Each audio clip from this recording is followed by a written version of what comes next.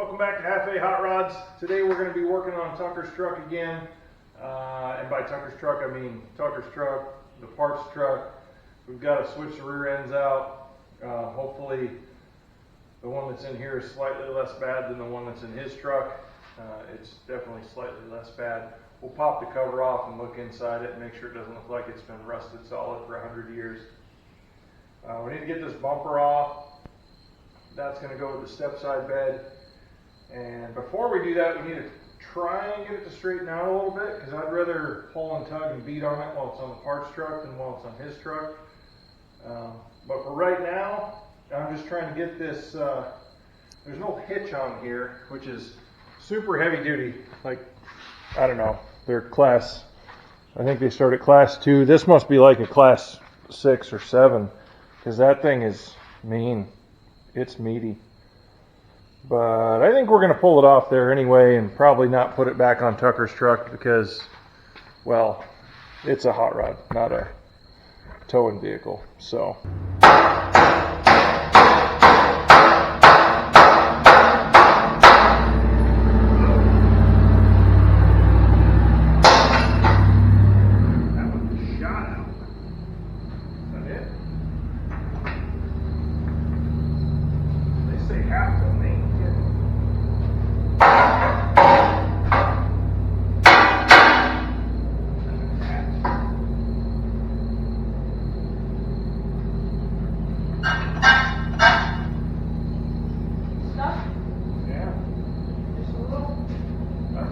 She's softer than you. Hey. Hey.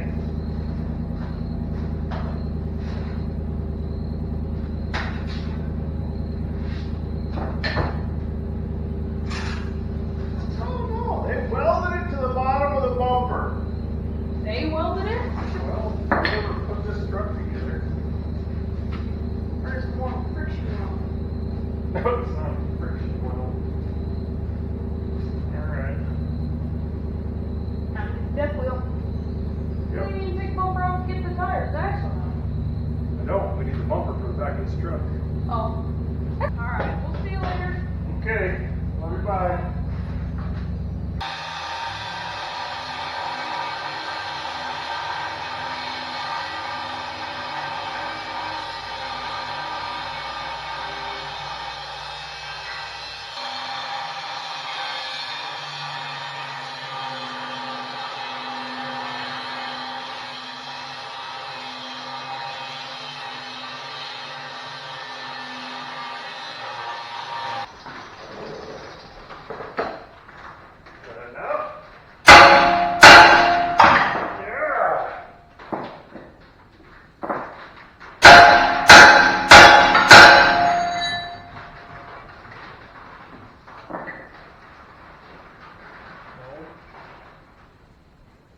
Well, they did a good job of welding it.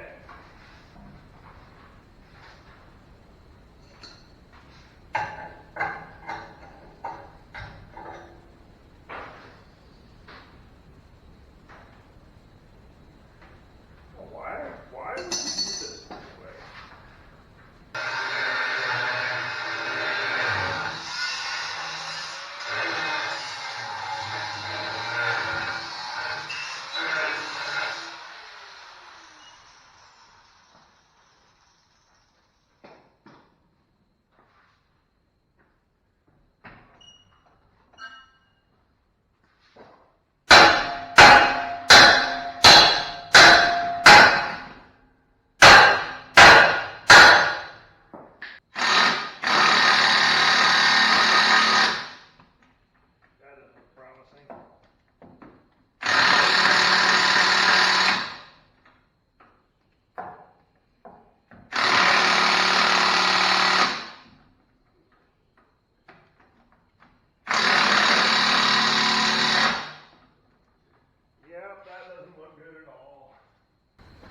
First time I ever did U-bolts, I had to do them with a ratchet and a socket. So this isn't that far off from that.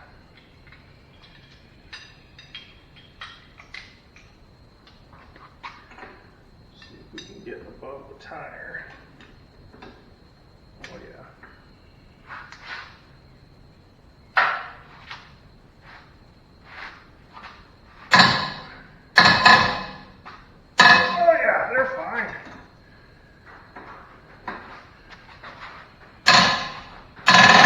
could just cut them, but I want to be able to put it back together enough to roll it around. So that's why I'm trying to get them to let loose. Put this on the end here, give us more leverage and really break it.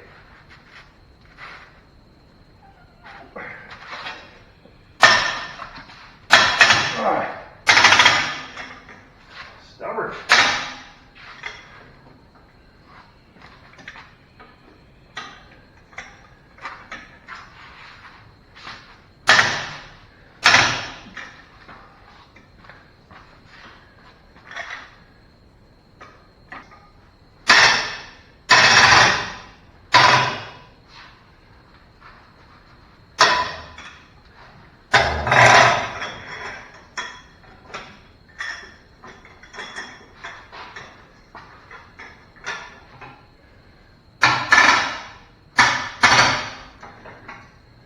And yeah, these were soaked with PV Blaster 2 or 3 times in the last week and a half,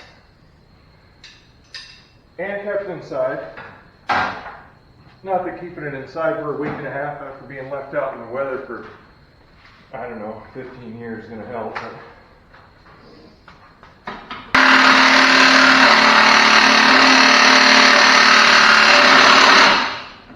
she stopped.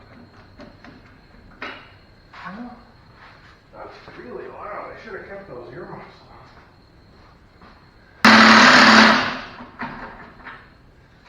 Man.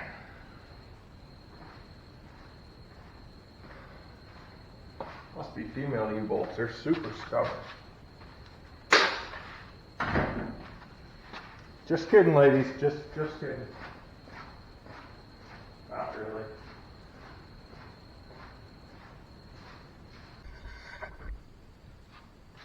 Well, now that I've messed with this rear end for half hour, 45 minutes, maybe an hour, fought with all those U-bolts and got them broke loose, got one side pretty well loose, I decided, you know, I probably should pull the cover off this thing and look at it and see if it's even worth messing with. So I did that, and I'm not sure it is. And here's why. I'll get you turned around here. It looks like there's been some nasty stuff in there. And it moves smoothly enough, but you can see there's some wear marks. Sounds a little crunchy. There's some scraping here. There's a lot of rust on the back side of the ring gear. It's too bad because it's a Peasey rear end. But I don't have the skills necessary to rebuild this. Easy. And then we've got, this is the best part. I don't think that's supposed to be like that. So I guess this one's not going to be a viable replacement. So we'll move on to plan B or C or X or 17, whatever we're on. So the one that was in the truck was the lesser of two evils, so we went ahead and pulled it apart. We're going to do some pinion bearings, a couple axle seals, and not a whole bunch else. Just do some cleaning. You can see I've got it apart. There's still chunks and stuff in there, but I haven't really started cleaning it out yet. So this is where we're at for now.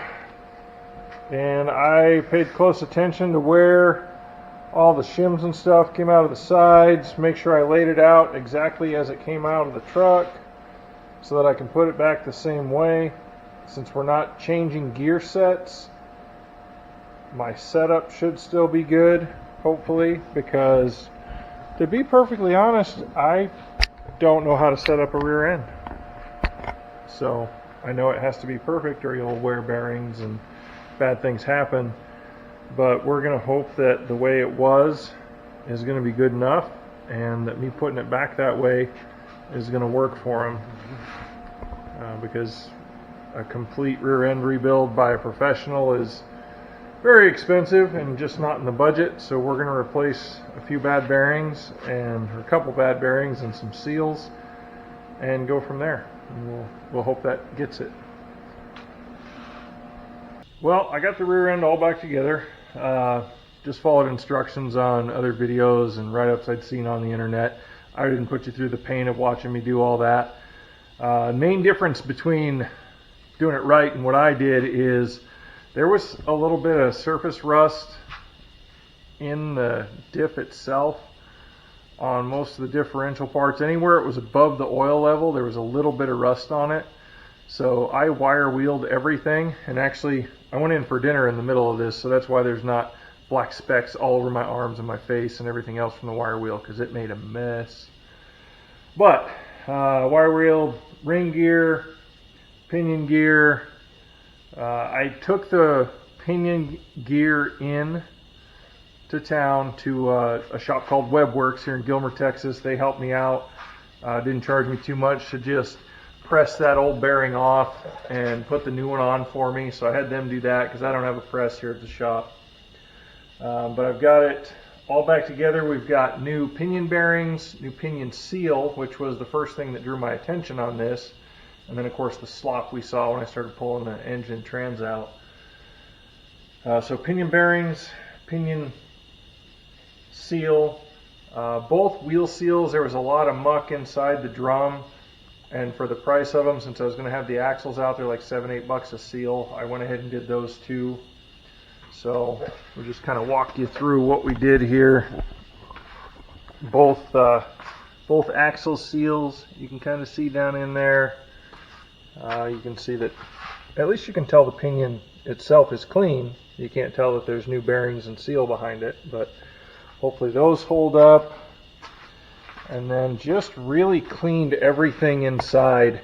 Cleaned out both axle tubes best I could.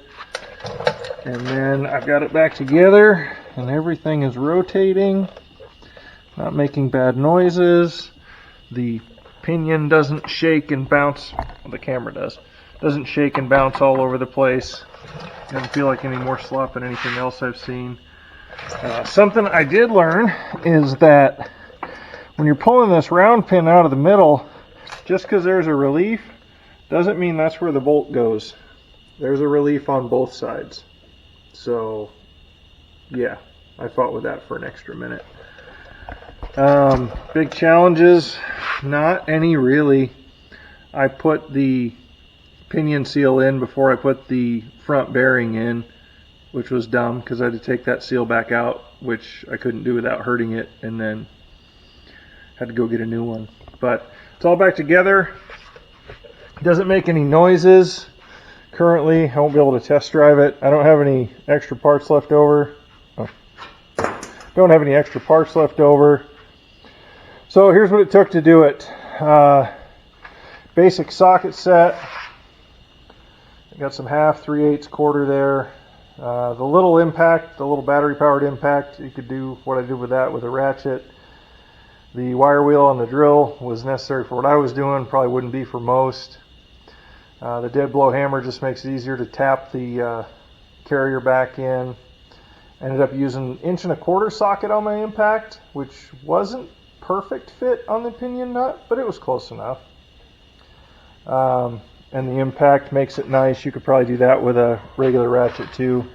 They make a tool to hold the pinion while you're trying to spin that nut. Because I was using an impact and it's fast and hard, I was able to hold that pinion while it snugged it down. So that all went okay, and really didn't have any major issues putting it back together. It'll be a while before we get the engine in it and everything, so we won't know that I didn't screw it up for a little while. But I put everything back the way it was, the best I could. Not the best I could. I really laid everything out specifically so I wouldn't mess it up as far as putting it back together right. So if we go to drive it and there's a problem still, then it's probably one that it had before I started messing with it. But with everything else we're doing on it, now is the right point in the teardown where it was easiest to get at everything in the rear end and get it done. So we'll be back again soon with more on Tucker's truck. If you like what we're doing, give us a like, drop a comment, let me know what you think of it, what we can do better, and subscribe. And And remember, if I can do it, you can do it.